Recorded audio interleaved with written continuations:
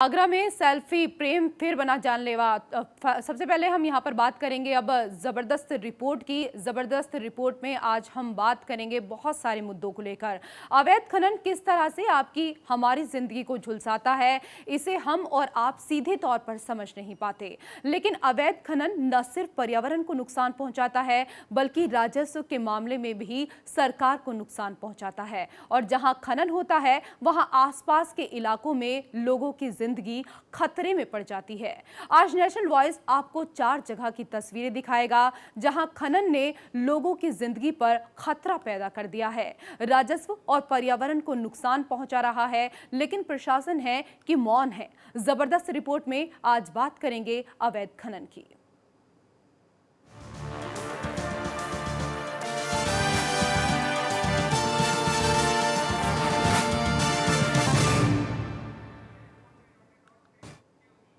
सबसे पहले आज 4 तस्वीरें हम आपको दिखाएंगे। कोर्ट, सरकार, शासन और प्रशासन की सख्ती के बाद भी उत्तर प्रदेश में खनन माफियाओं का गोरखधंधा थमने का नाम नहीं ले रहा है। यहाँ के तमाम जिलों में प्रशासन की नाक के नीचे बालू, रेत और मिट्टी का अवैध कारोबार फल फूल रहा है। हालांकि प्रशासन इस तरह के किसी भी कारोबार से इनकार कर रहा है, लेकिन ये 4 तस्वीरें इनके दावों की पोल खोल कर रख रही हैं। इस वक्त आप अपने टीवी स्क्रीन पर 4 तस्वीरें देख रहे हैं। पहली तस्वीर है बांदा की, दूसरी तस्वीर है कुशीनगर की, तीसरी तस्वीर है बस्ती की और चौथी तस्वीर आपके टीवी स्क्रीन पर है फर्रुखाबाद की। तस्वीरें आप देख रहे हैं। अब सरकारी दावों को झुटलाते हुए यहां खनन के सौदागर अपने काले कारोबार को बखूबी अंजाम दे रहे हैं। सरकार और समाज को करोड़ों का चूना लगाया जा रहा है। हालांकि इस खेल में शासन प्रशासन से जुड़े लोगों की जेब थोड़ा जरूर गर्म हो रही है। अवैध खनन के खेल में प्रशासन फेल होता हुआ नजर आ रहा है। 4 तस्वीरें आपके टीवी स्क्रीन पर बांदा, कुशीनगर, बस्ती और फर्रुखाबाद की, जहां अवैध खनन धड़ल्ले से जारी है। प्रशासन बौना नजर आ रहा है। इनके सामने अवैध खनन चल रहा है, काला कारोबार धड़ल्ले से जारी है। प्रशासन फेल नजर आ रहा है अवैध खनन के खिलाड़ियों के सामने।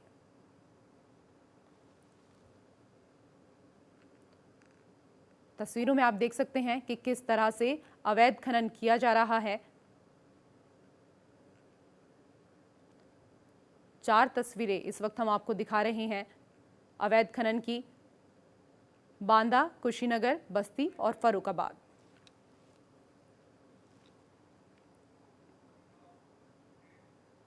तो बुंदेलखंड के बांदा में अवैध खनन का काला कारोबार धड़ल्ले से चल रहा है। यहां शाम होते ही बालू से लदे ट्रक सड़कों पर दौड़ने लगते हैं। बालू माफिया इतने दबंग हैं कि इन्हें ना तो प्रशासन की परवाह है और ना ही पुलिस का डर। नियम कायदों को ताक पर रखकर बेधड़क अवैध खनन कर रहे हैं। अवैध खनन से नदियों से सटे गांव के लोगों को काफी परेशानियों का सामना करना पड़ता है। ग्रामीणों की माने तो बालू माफिया उन्हें जान से मारने की धमकी देते हैं। बांदा में अवैध रेत खनन का गोरखधंधा, माफिया खुलेआम उड़ा रहे हैं कानून की धज्जियां। खनन माफियाओं के खौफ में इलाके के लोग, माफियाओं के सामने लाचार सरकार और प्रशासन।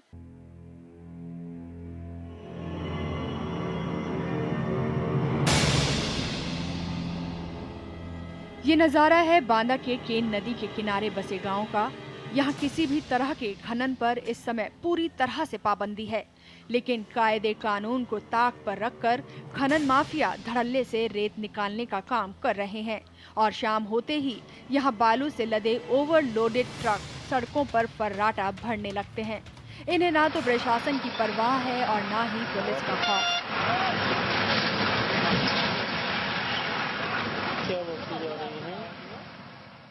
प्रशासन द्वारा तो कोई कार्रवाई नहीं की गई। मैं तो देख रहा हूँ कि प्रशासन ही अवैध खनन करा रहा है। जो मैं देख रहा हूँ कि आप जनपद के किसी भी जगह में आप नदी किनारे जाइए तो आपको 10 पोकलैंड लगी हुई मिलेगी। और लीगल तौर से अगर देखा जाए, आप जाइए खनन विभाग में जाइए और खनन विभाग से बात करिए कि आप किन किन खदानों की रॉयल्टी आप जारी कर रहे हैं। तब आपको अवगत हो जाएगी लीगल में कौन सी खदान चल रही है और कौन सी खदान अनलीगल चल रही है। ग्रामीणों की माने तो बालू माफियाओं का विरोध करना इनके बस की बात नहीं है। गलती से भी इनका विरोध करना जान को जोखिम में डालने के बराबर है। खनन माफियाओं के गुर्गे इन्हें खुलेआम जान से मारने की धमकी देते हैं। खनन माफिया यहाँ केन नदी के किनारे रेत निकलवाने के लिए हथियारों से लैस होकर डेरा डाले रहते हैं। लिहाजा सूखे की मार झेल रहे यहाँ के लोग खनन माफियाओं की भी मार झेलने को मजबूर हैं। इलाके के किसान खनन माफियाओं के खौफ के सामने अपनी फसल को भी बर्बाद होते देखकर भी विरोध करने की हिम्मत नहीं जुटा पाते। दिक्कत है इस बालू से, ओवरलोड निकलने के हमारा पानी पूरा गंदा हो रहा है, नीचे जानवर मर रहे हैं, पूरे मछलियां मर रहे हैं। क्या कभी कोई अधिकारी आया है? ना कोई अधिकारी, अब तक कोई अधिकारी नहीं आया। तो आपने शिकायत की कभी अधिकारी? शिकायत तो कर रहे हैं, शिकायत कर रहे हैं तो गाली गलौज दे रहे हैं, दुनिया की दिक्कत है। खनन माफियाओं का कहर सबसे ज्यादा बरसड़ा, बिलहरवा, लुहरेट, सेवड़ा में देखने को मिल रहा है। खनन माफिया यहाँ रेत निकालने के लिए केन नदी की धारा तक को मोड़ देते हैं। केन नदी पर LNT मशीनों के साथ साथ लिफ्टर नाव से रेत निकाली जा रही है। गौरतलब है कि लिफ्टर नाव का खनन में प्रतिबंध होता है, लेकिन यहाँ के खनन माफिया लिफ्टर नाव की मदद से धड़ल्ले से पानी के अंदर की रेत खींचकर बाहर निकाल रहे हैं। बालू निकालने के लिए पोकलैंड मशीनों के प्रयोग करते हैं। इससे नदियों का पानी दूषित हो रहा है, मछलियाँ भी मर रही हैं। गांव वाले जितना पैसे लड़का को उड़ जाए, अब कुछ भैंसी को मर जाए, जितने अब क्या करना हमको, अब बहुत परेशान हम अधिकारियों से हम अधिकारी को सुनने का तैयार नहीं है। क्या लग रहा है? बढ़ जा रहा है। क्या लोग बीमारियां भी फैल रही हैं इससे? बीमारियां भी फैल रही हैं। हाँ, बीमारियां फैल गई मर गए। स्थानीय प्रशासन की माने तो यहाँ फिलहाल किसी भी तरह के खनन पर पूरी तरह से पाबंदी लगी है और किसी तरह का खनन नहीं हो रहा है। सुबह तो खनन पर रोक लग रही है क्योंकि मानसून सत्र प्रारंभ हो गया है और ये नेशनल ग्रीन ट्रिब्यूनल के निर्देश के क्रम में पर्यावरण की जो हमको अनुमति मिलती है वो मानसून सत्र में उसमें रोक रहता है। इसलिए इस समय ये 1 जुलाई से पूरी तरह से खनन पर रोक लग रही है। लेकिन ये तस्वीरें इनके दावों की पोल खोलने के लिए काफी हैं। पाबंदी के वक्त अगर इस तरह धड़ल्ले से प्राकृतिक संसाधनों का दोहन हो रहा है तो इल्म कीजिए जब यहाँ रेत निकालने के लिए पट्टा दिया जाता होगा तो पट्टे की आड़ में किस तरह से खनन होता होगा। ये तस्वीर चल रहे अवैध खनन के गोरख धंधे की हकीकत बयां करने के लिए काफी है। इलाके के लोग शासन और अधिकारियों पर माफियाओं के साथ मिलकर खनन करने के आरोप लगा रहे हैं। कोई भी खदान आपको बता दूं कि कोई भी लीगल नहीं चल रही। आप बालू देख लीजिए, आप जाइए जमुना नारायणी बेल्ट में देखिए तो वहाँ पे पोकलैंड लगी हुई है, लोडिंग चल रही है। आपके इस बेल्ट में जाइए, आपके क्या नाम से ये है आपका मदनपुर, वहाँ पोकलैंड लगी है, चल रहा है अवैध खनन। ट्रक ऑलरेडी ओवरलोड होते हुए जा रहे हैं। हालांकि स्थानीय पुलिस प्रशासन इलाके में अवैध रेत खनन के आरोपों को सिरे से खारिज कर रहे हैं। यहाँ के पुलिस अधीक्षक की माने तो इस वक्त रेत खनन पर पूरी तरह से पाबंदी लगी है और किसी तरह का कोई खनन नहीं हो रहा है। इस समय तो मेरी समझ पूरे जनपद में बंद है कि 5 वर्ष का कोई अवैध खनन नहीं चल रहा।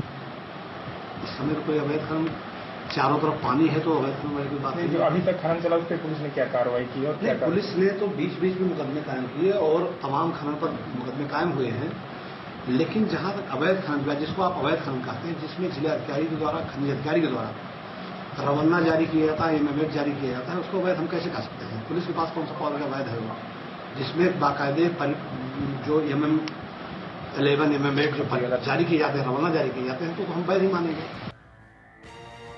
यहाँ केन नदी के किनारे अवैध रेत खनन की बात कोई नई नहीं है। 1.5 दशक से अधिक समय से यहाँ अवैध खनन चल रहा है। हर वक्त तकरीबन यही नजारा रहता है। अब आलम यह है कि अवैध खनन की वजह से मध्य प्रदेश के पन्ना, छतरपुर और उत्तर प्रदेश के बांदा जिले के लगभग 300 से अधिक गांवों के लिए जीवनदायिनी बनी केन नदी का ही अस्तित्व खतरे में पड़ गया है। इलाके में पर्यावरण पर संकट पैदा हो गया है और अगर ऐसा ही सब कुछ चलता रहा तो वो दिन दूर नहीं जब केन नदी यहाँ से विलुप्त हो जाएगी।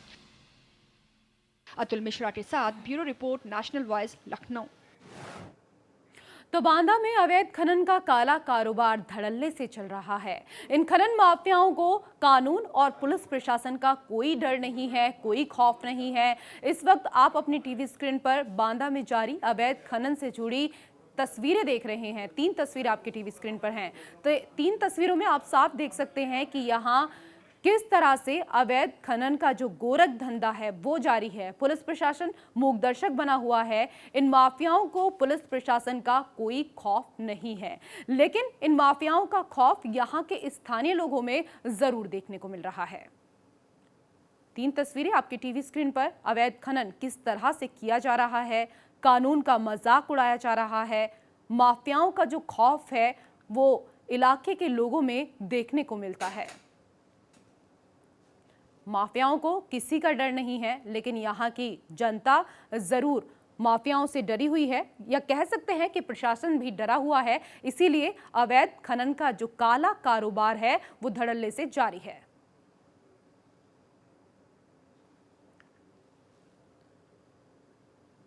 बांदा में अवैध रेत खनन का गोरख धंधा पिछले काफी समय से चल रहा है। तो बांदा में अवैध रेत खनन का जो गोरख धंधा है वो चल रहा है। माफिया खुलेआम उड़ा रहे हैं कानून की धज्जियां। खनन माफियाओं के खौफ में इलाके के लोग रह रहे हैं, रहने के लिए यहां पर मजबूर हैं। माफियाओं के सामने लाचार सरकार और प्रशासन।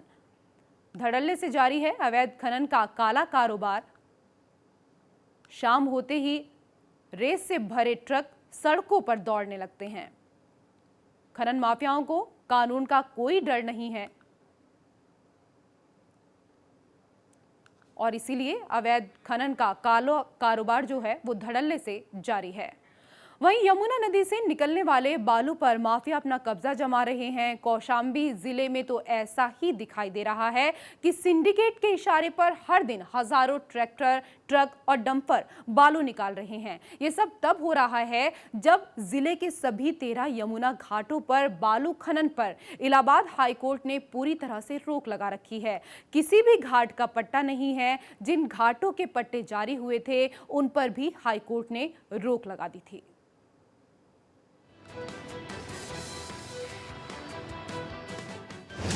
कौशाम्बी में रेत का खेल।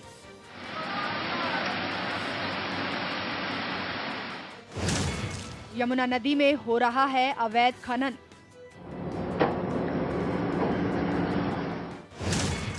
खनन माफियाओं का यमुना घाटों पर कब्जा।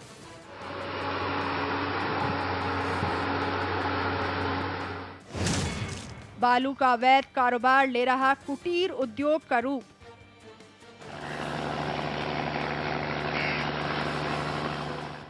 ये नजारा है कौशाम्बी के यमुना नदी के घाटों का। यहाँ के तमाम घाटों का कमोबेश यही नजारा है। यहाँ का बालू दूर दूर तक लाल सोना के नाम से मशहूर है और इस लाल सोना पर अवैध खनन के सिंडिकेट ने कब्जा कर रखा है। इन सिंडिकेट के इशारों पर हर रोज यमुना नदी से हजारों ट्रैक्टर, ट्रक और डंपर से बालू निकाला जाता है। ये सब तब हो रहा है जब जिले के सभी 13 यमुना घाटों पर बालू खनन पर इलाहाबाद हाईकोर्ट ने पूरी तरह से रोक लगा रखी है। किसी भी घाट का पट्टा नहीं दिया गया है और जिन घाटों का पट्टा पहले जारी किया गया था, हाईकोर्ट ने उस पर भी रोक लगा दी है।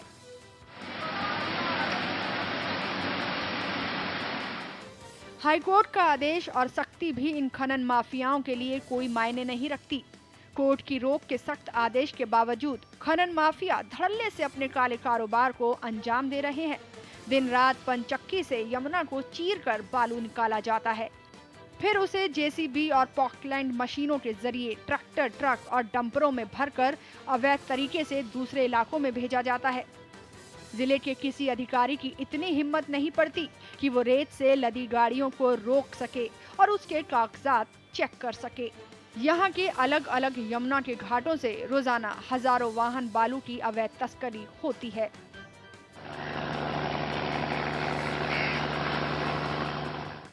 रेत माफियाओं के सिंडिकेट की पहुंच जिले के आला अधिकारियों से लेकर सत्ता के गलियारों तक है, लेकिन क्या मजाल कि जिले का कोई अधिकारी इन सिंडिकेट के काम में दखलंदाजी कर सके। ये खुद और इनके गुर्गे बालू के अवैध खनन की निगरानी करते हैं। इनके आगे किसी का कोई बस नहीं चलता। रेत माफियाओं के सिंडिकेट ने स्थानीय लोगों को बालू के कारोबार से दूर कर दिया है। पंजाब समेत दूसरे इलाकों से आए माफियाओं ने पट्टे की आड़ में रेत के इस कारोबार पर कब्जा कर लिया है। पट्टा रद्द होने के बावजूद ये धड़ल्ले से रेत निकाल रहे हैं।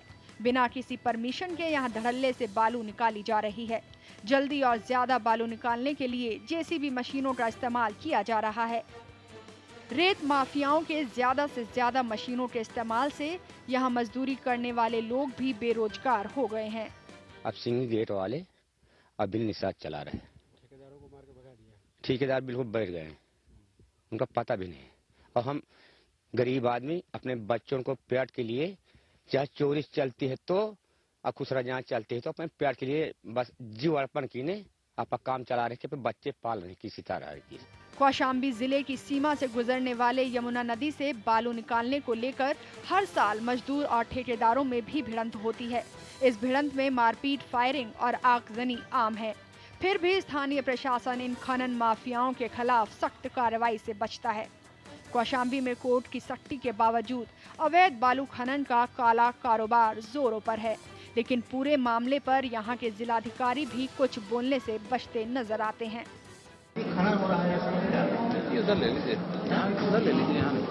यहाँ यमुना नदी से रेत निकालने का ये अवैध कारोबार लगभग साल भर यूं ही चलता है। हालांकि बारिश और यमुना में बाढ़ आने पर कुछ समय के लिए अवैध खनन के गोरख धंधे पर ब्रेक लग जाता है और फिर नदी में जल स्तर के सामान्य होते ही ये अवैध कारोबार फिर शुरू हो जाता है। पूरे इलाके में रेत खनन का अवैध कारोबार कुटीर उद्योग का रूप लेता जा रहा है।